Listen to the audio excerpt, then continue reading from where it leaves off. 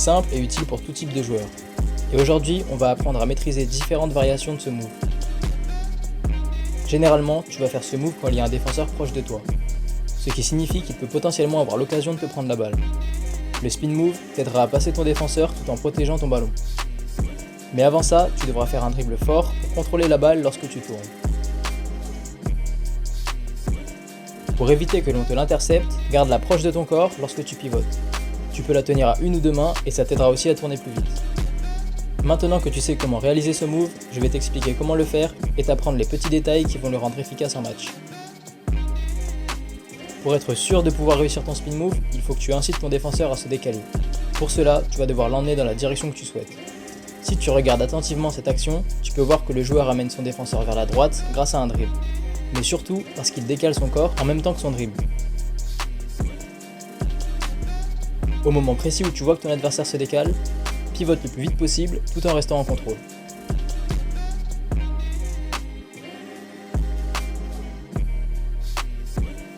Lorsque tu réalises ton spin, il faut impérativement que tu puisses être équilibré. Pour cela, reste bas, droit et contracte tes abdos. Une fois que c'est fait, ton prochain appui va être important. Tu dois le placer le plus loin possible devant ton adversaire pour faire en sorte qu'il ne puisse pas revenir pour défendre sur toi. C'est très important que tu ailles dans la direction du panier et pas que tu t'en écartes. Après avoir réalisé tout ça, il y a de grandes chances que tu te retrouves seul face au panier avec un lay-up facile. Bon, maintenant que tu connais le move basique, je vais t'apprendre une variante plus complexe que seulement très peu de joueurs connaissent en France. Ce move va être utile lorsque le défenseur te met une forte pression loin du cercle. C'est un spin en deux temps qui contient un changement de vitesse. Lors du premier temps, tu vas devoir te mettre de profil pour donner l'impression à ton défenseur que tu subis sa pression. Puis tu vas te mettre dos à lui à l'aide d'un léger sursaut. Lorsque tu es dos à ton joueur, dribble entre tes appuis en même temps que tes pieds touchent le sol. Et lors du deuxième temps, au moment où tu dribbles, change de main, accélère et passe ton défenseur pour te créer un avantage.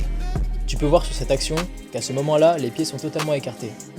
Ça te permettra de rester en contrôle et de gagner de l'espace sur ton spin.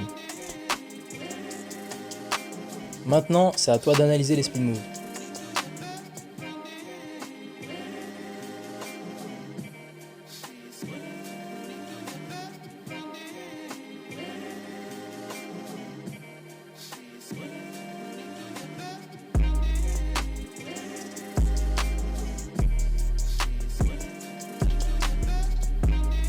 Voilà, tu as toutes les cartes en main pour réussir tes spin moves.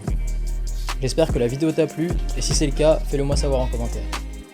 Et comme d'habitude, si tu veux apprendre plus de choses, abonne-toi à ma page, like et suis-moi sur Instagram.